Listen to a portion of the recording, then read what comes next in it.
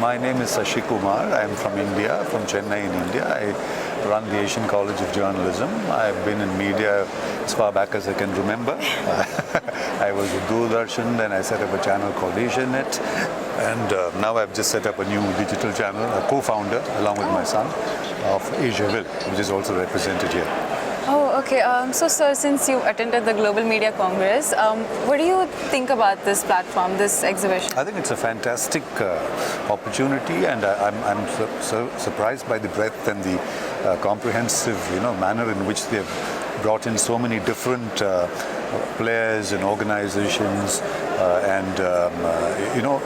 traditional media, new media, with an emphasis, I think, on the digital, which is the way the world is going in terms of the media.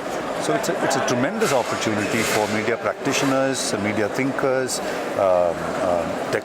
technicians to interact with one another and either endorse what they've been thinking about the media or find differences, points of view, and also to understand different cultural contexts, you see, because we know how media operates in different countries, it varies.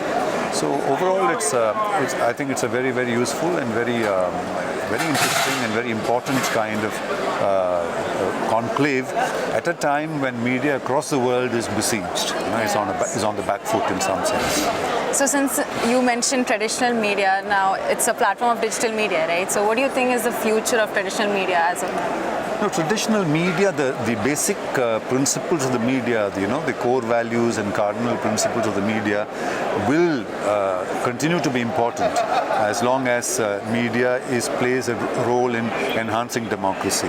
But the format of it, the mode of expression, the vehicle of expression will be the gizmos that you use. Nowadays, you may have drone journalism, you may have slow journalism, you have solutions journalism, you may have, all kinds of newfangled ideas about journalism are emerging. These are basically technology determined. But the basic purpose of journalism is to have a transformative value in society, to make for an informed citizenry, which makes for a better democracy. So in that sense, and also for greater diversity, particularly now, identity politics is at a high.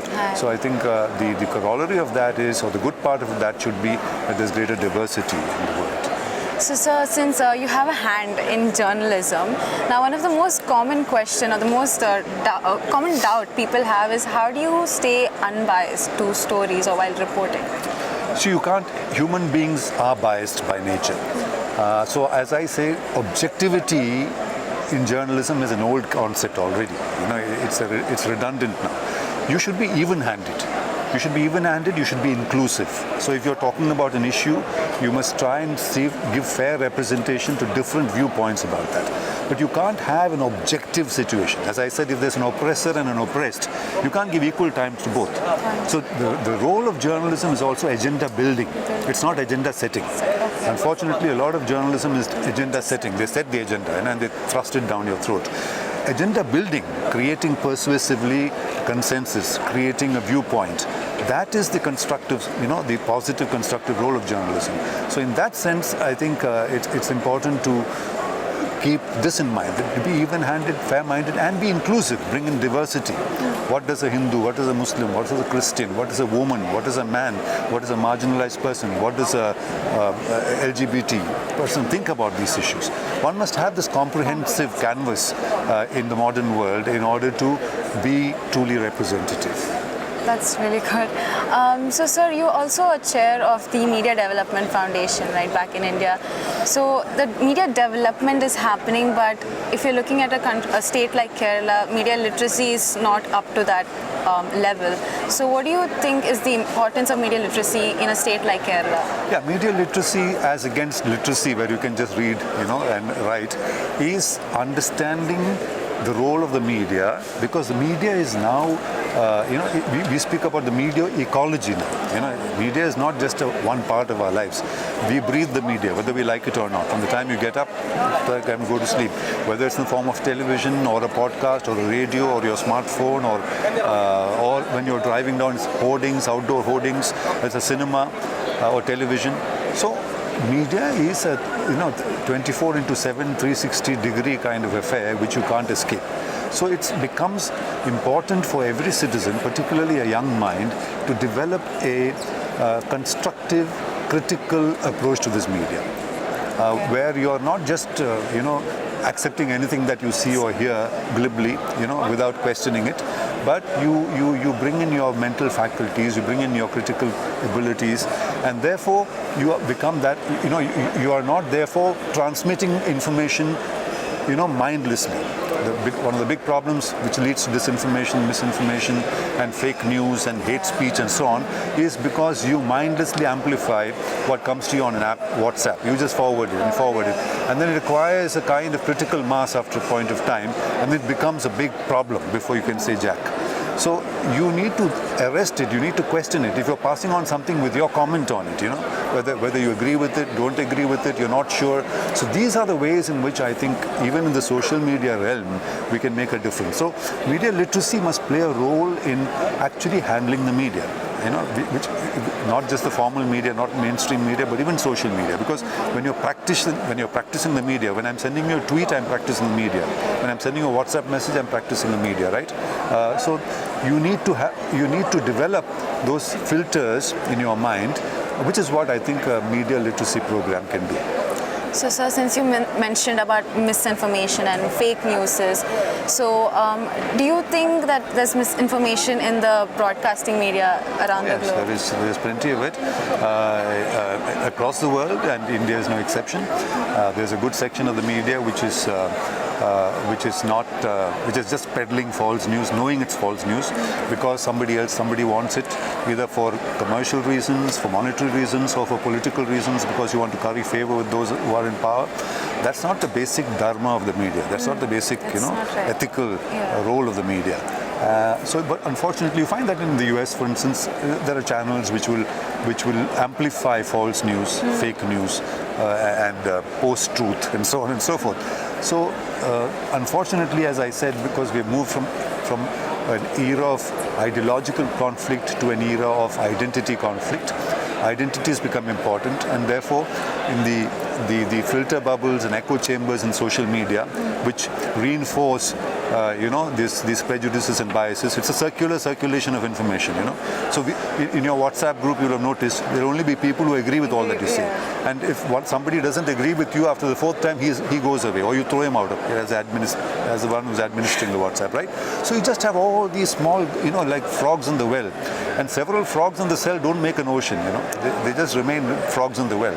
So the idea is that you must be able to have the expanse of the sea or the ocean, and be able to see the world for what it is, not have narrow silo mentality, the silo mentality, which is a problem, I think. Okay, that was actually very well said.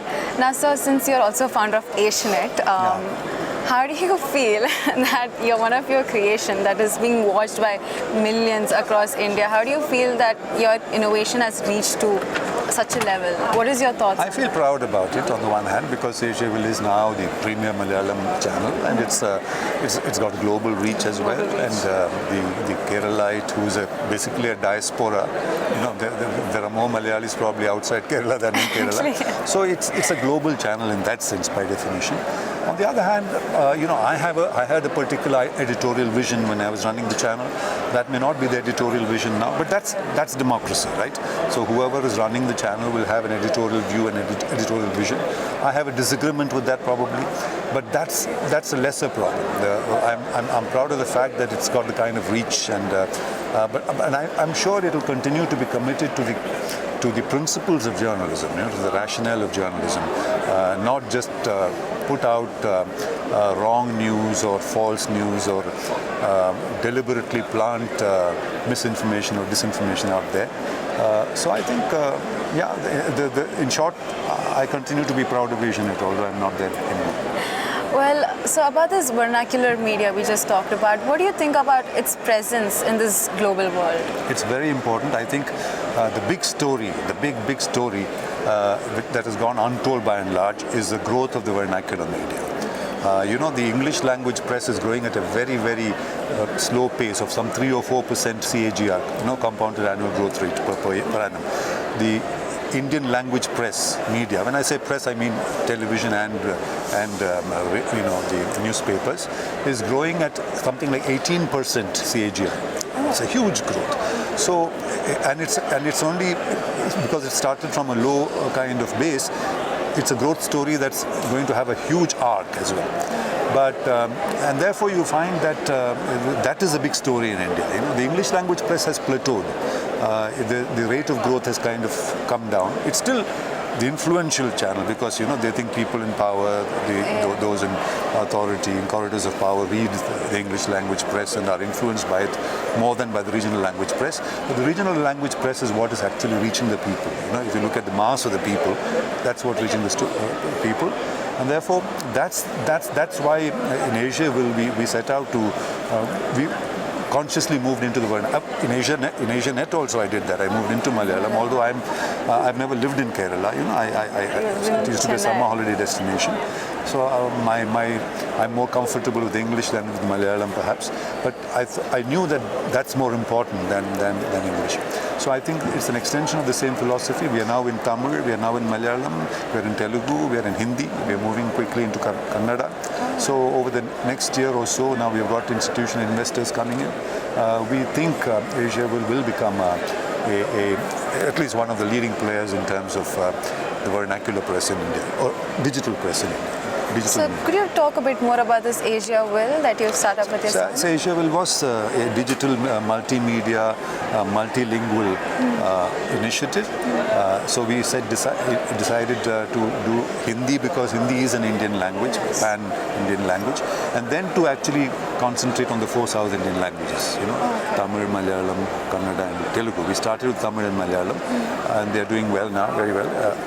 When we launched it, to be honest, we launched it right into COVID. We didn't know COVID was around the corner. We launched Asianet and COVID came along and said hello. So it wasn't a great shake of hands. But now, after COVID's over, we have quickly kind of found our feet again. And I think it looks very promising. So, as I said, we are touching the next 1 billion kind of media consumers. When you're talking about, and it's targeted at the millennial.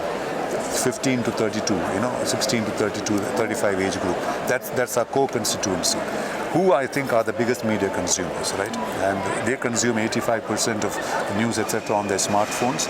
So that's a mode in which it's delivered as well. It prioritizes. So it's not watching it on formal media or the big screen or reading a newspaper.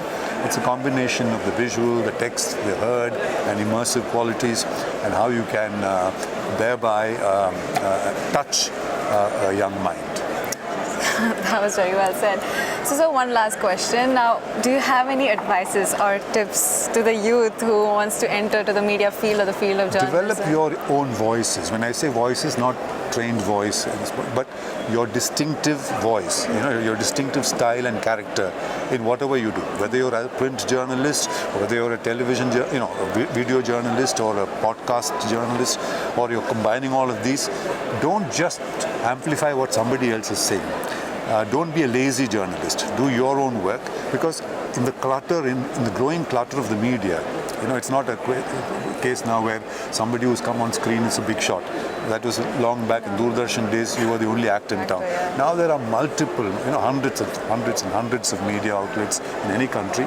In order to be present and to have an impact, you must develop your own voice. That's how you develop your own credibility. People begin to recognize your voice, spoken voice, read voice, written voice.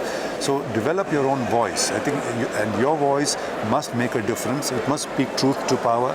It must work on behalf of the poor and the oppressed, or the marginalized, who do not have a channel of communication or a grievance mechanism.